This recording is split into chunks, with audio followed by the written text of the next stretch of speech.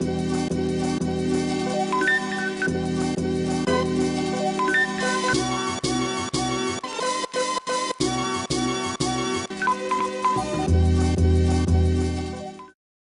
is with Core Growth Partners, and you can grab that microphone.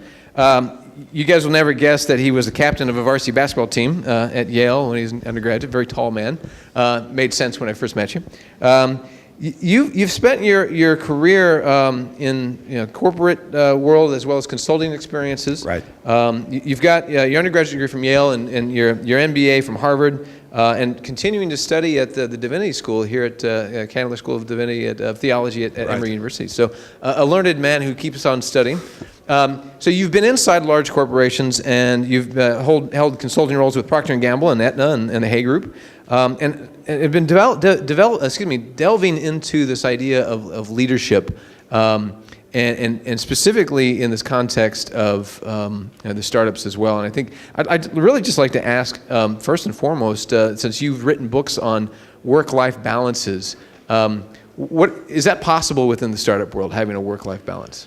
I think it's challenging, but I think it is possible. You have to be deliberate about it, very intentional about it, and you have to have a supportive community around you, and you have to also, what you heard from Merrick and others just earlier about startup engineering, is you have to have some kind of process by which you're going to go about doing the startup that's other than just flying by the seat of your pants. And I think if you do, then I think it is possible to have some semblance of, I actually don't like the metaphor work-life balance. I like the idea of work-life integration better. And so if I have 50 pounds in each arm, I'm balanced, but I'm uncomfortable as hell. And so the idea is to actually integrate into your life that which is really important to you, which can include the startup you're working on, family, or other commitments in your life, but to do that intentionally. So if you were just going to boil it down to a single bullet point in our conversation here, what's that one thing you want people to leave this room understanding kind of this idea of leadership in startups? Yeah, I'd have to say, there's an old image of the leader as visionary, storyteller kind of person. I'd say now it's the leader as truth seeker, and the leader as one who creates a developmental climate. In actually a startup that I'm doing, we're working on the idea of creating deliberately developmental organizations. That means where each person in the organization, there's both a culture and an expectation and a commitment to the growth and development of each person in the organization.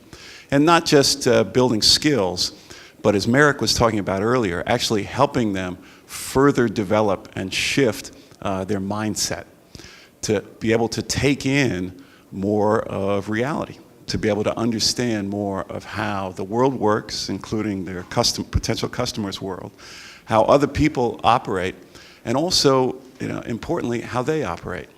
And so, there's a lot we could say about that, but yeah, that's the basic idea. Well, then, I guess having worked with leaders within large enterprises, large corporations, and also worked with leaders within startups. What's the difference? Is there a difference between leadership in a startup environment versus a large enterprise environment? Yeah, just my perspective is that there's an intensity and a time sensitivity and a penalty for going down the wrong path in the startup environment.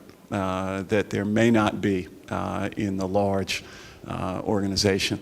And in the large organization where maybe some of the time you're focused on creating new things, also a lot of the time you're focused on preserving what you've already got. And that's death for a startup. Startup's got to be focused on discovering what problem exists in the world that they can do something about. You had mentioned the startup engineering concept, and I'm curious, how does that fit into this idea of being a truth seeker? Yeah, it's central to it, that what startup engineering involves is really a rigorous process to strip away your illusions, your assumptions that actually aren't connected to reality. One of the things that I think a leader or any effective person in an organization, whether it's a startup organization or not, has to be able to do is they have to be able to separate their beliefs and assumptions from what reality is. And they have to hold and acknowledge their beliefs and assumptions as simply beliefs and assumptions that may or may not be true. And then in a startup, they can't just sit with them for a while because the clock's ticking, the runway's shortening. You've got to figure out how you're going to test those beliefs and assumptions. And you've also got to figure out which ones really matter to go ahead and test as well. What do students need to know if they're thinking about going into a startup, working for a startup, creating their own startup? What types of advice would you give them from a leadership perspective? Yeah, from a leadership perspective would be do the absolute best work you can. So if you're given a task or an assignment, do it, throw yourself into it. Secondly, stay open to feedback. Ask for feedback. Third would be invest time trying to understand the big picture, the emerging business model, the problems that the startup is trying to solve in the world, and also try to understand the problems and the challenges that the people you're working with have, and look at, sort of ask yourself, how could I actually help solve this person's problem who's on the team, or that person's problem who's on the team? And so that would be some basic advice I'd give students. Andy Fleming, thank you very much. You're out of the hot seat now. You're welcome.